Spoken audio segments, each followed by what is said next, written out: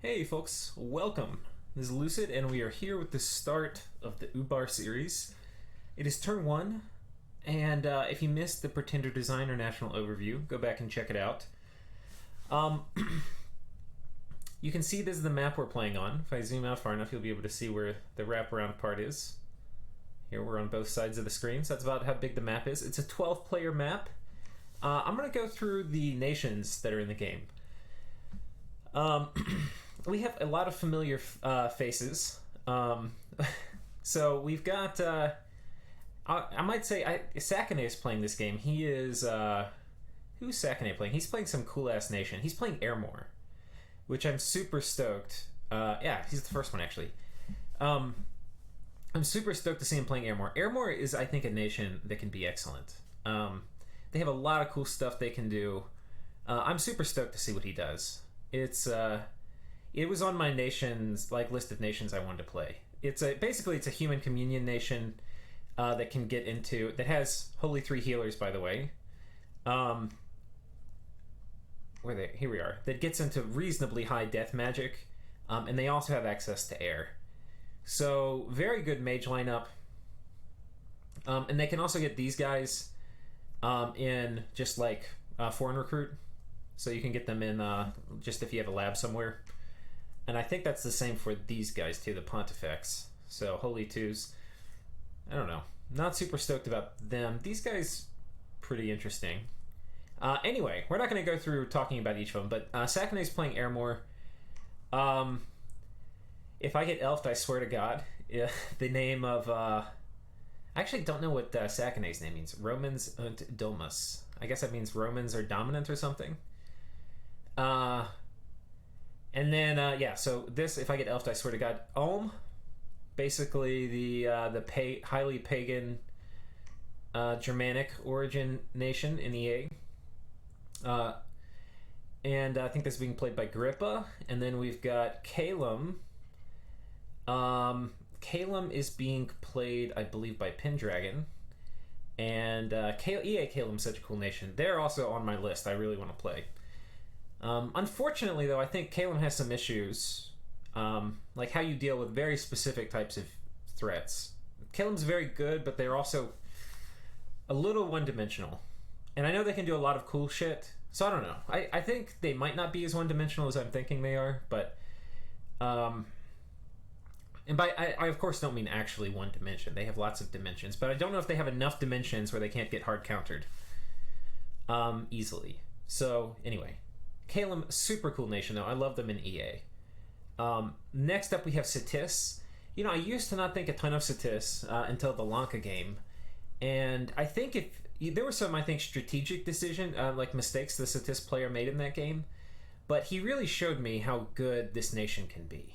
Because I think tactically he did an excellent job. Like how he scripted his armies, how he thought about research and stuff. So yeah, this is a cool nation. They can do so much cool stuff. So it'll be interesting to see what they do here. And then of course we have the ubiquitous early age Pangea. Most likely with some crazy white centaur bless. And then seducing dryads. You've seen me play Pangea potentially. If you haven't, go back and check it out. We've played them. Agartha, early age Agartha. Oh, by the way, this is kind of funny. The name for Pangea, it should be the good, the bad, and the Grippa, but he typed the Trinity names in the wrong order. And then we have throwing rocks at elves since 1994. And I guess the meme is supposed to be doing like a precision. We were joking about it in the game chat before, but you can do... These guys throw boulders... They hurt like the Dickens. If you get hit by them, you're basically dead. And they're going to go through shields and stuff for the most part. But they throw it at a range of strength divided by 3, so 9.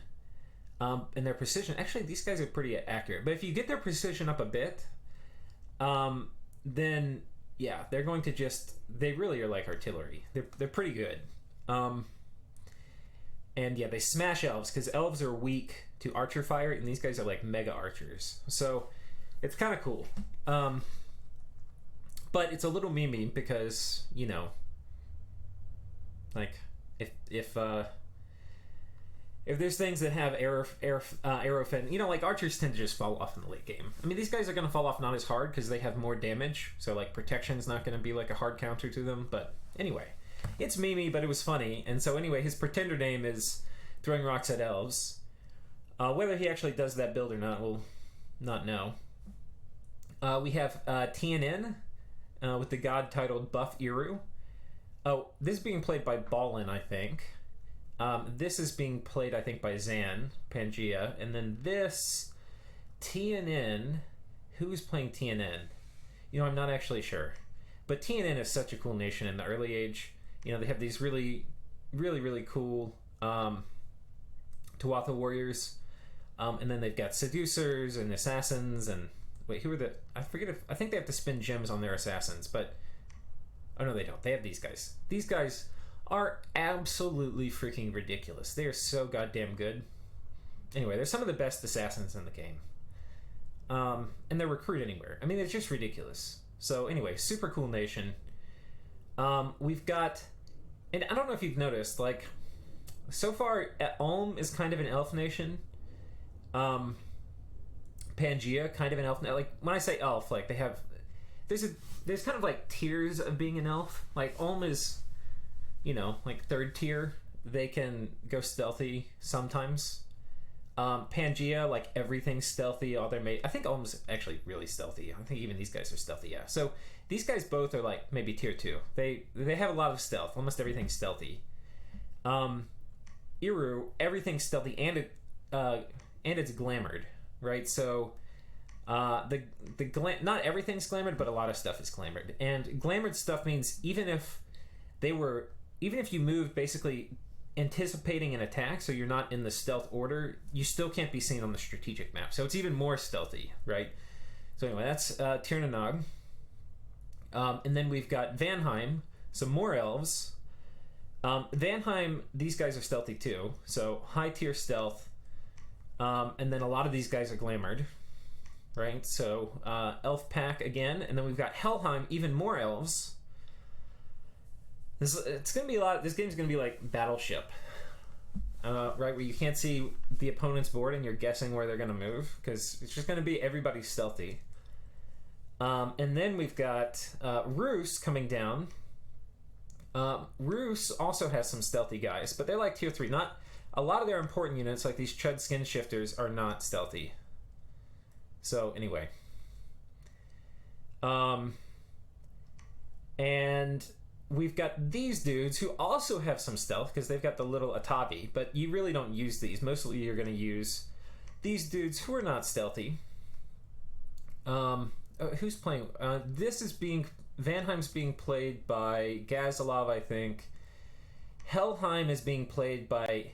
I don't know how to say his name, but TX is always what I call him.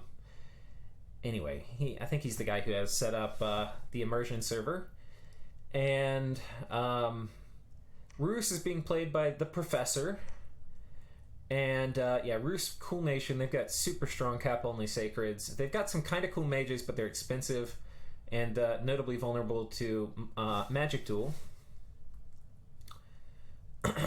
So there's that. And they've got...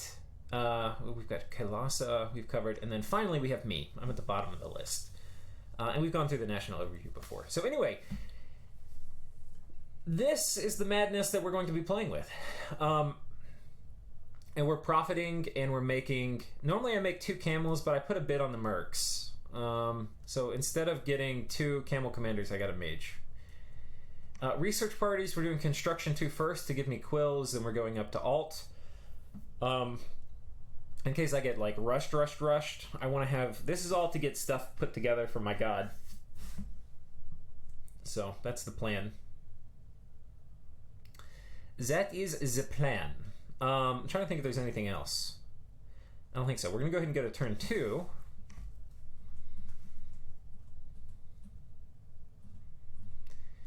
If I can scroll to it correctly.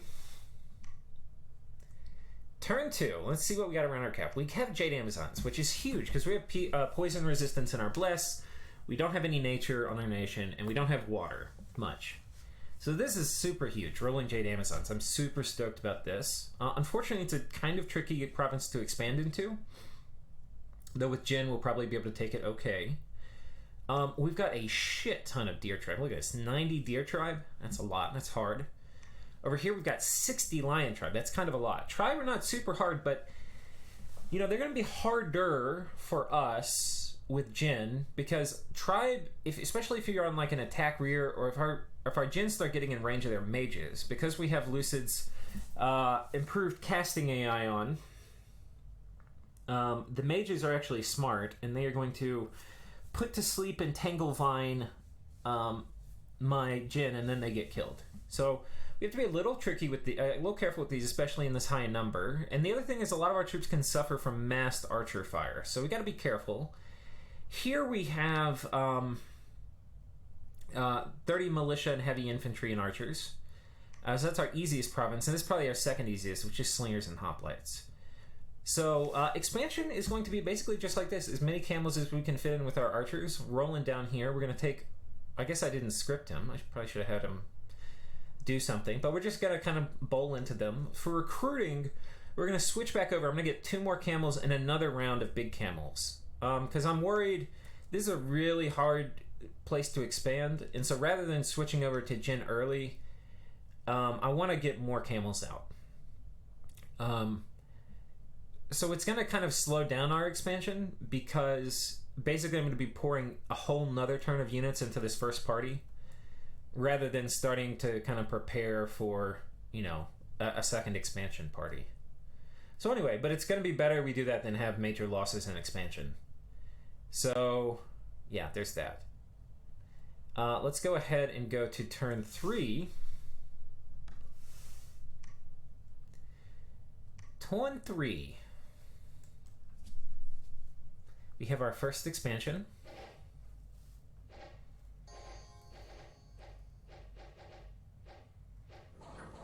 The birds land.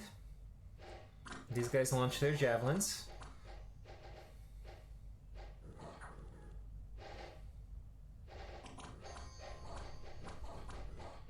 Okay, we lose 1 infantry. 2 infantry. Smites coming in clutch. They're starting to run. Another smite.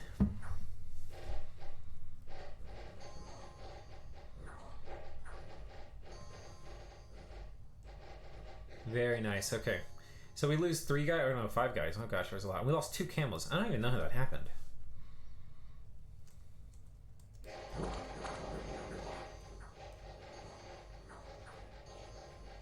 I think this guy might have javelined. Let's see what happened. I also named my my scout prophet. I remembered. How the hell did these guys die? Short bow. Yeah. Okay. So they died to short bow fire. One thing that I'll say here is, because I'm using, I didn't get.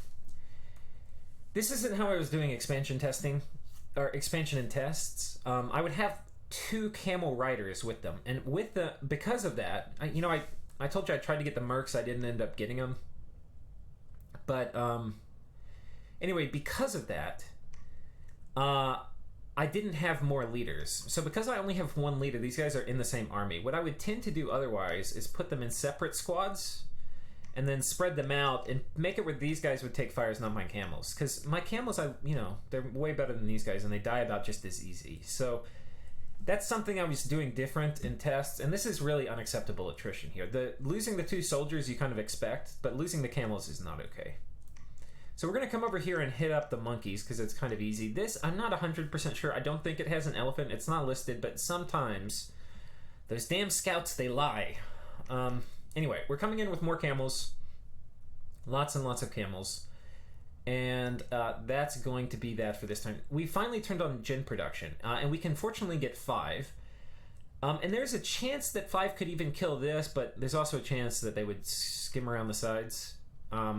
But what we'll probably do is we're probably going to take this army and head into this and send more Djinn in here. So Slow expansion. We're only doing one a turn. Let's go ahead and pull up 5. Or 4, I think. So we're attacking the Marcata now. And you can see we're a bit more formidable of an army than we were.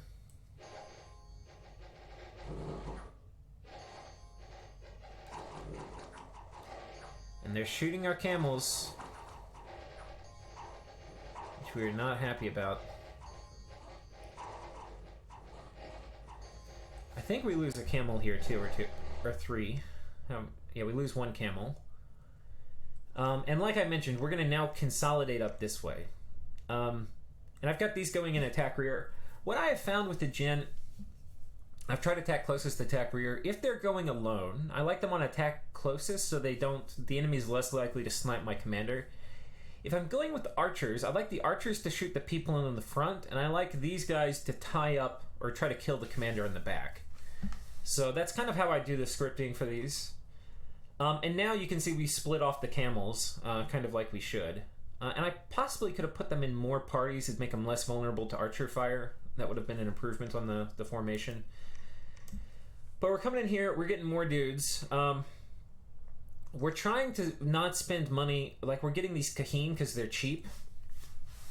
But we'll switch over to getting these when we're going to lead out probably our second expansion party, so probably next turn. And so that is that. Let's go to 5. I think we'll probably get up to turn 6 on this episode.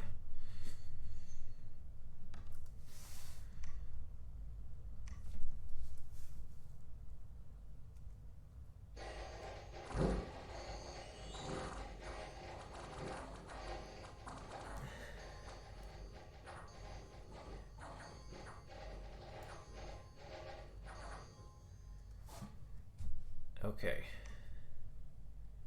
We got a lab here, which is nice. I'm a little bit farther in the game. This lab may come back to haunt me in the future. I'm not even sure. But okay, yeah, we lost another camel. Our camel attrition is just totally unacceptable. And a lot of this is my fault, guys. Like, this is what I should be doing. I guess, do I not have another camel? Oh, I think what I'm doing is I'm saving these guys and getting... Rather than having this other guy run around with the army, because I had 2 camel commanders. He's picking up more recruiting Ubar camel troops. I'm not going to build another fort. We're going to go all in on infrastructure. We can see Roos over here has decided to expand in my direction, which is a little bit annoying. We're kind of slow expanding right now, but I'm not going to give Roos all of this. If Roos thinks he's going to come in here and take all of this, he can get out of here. So anyway.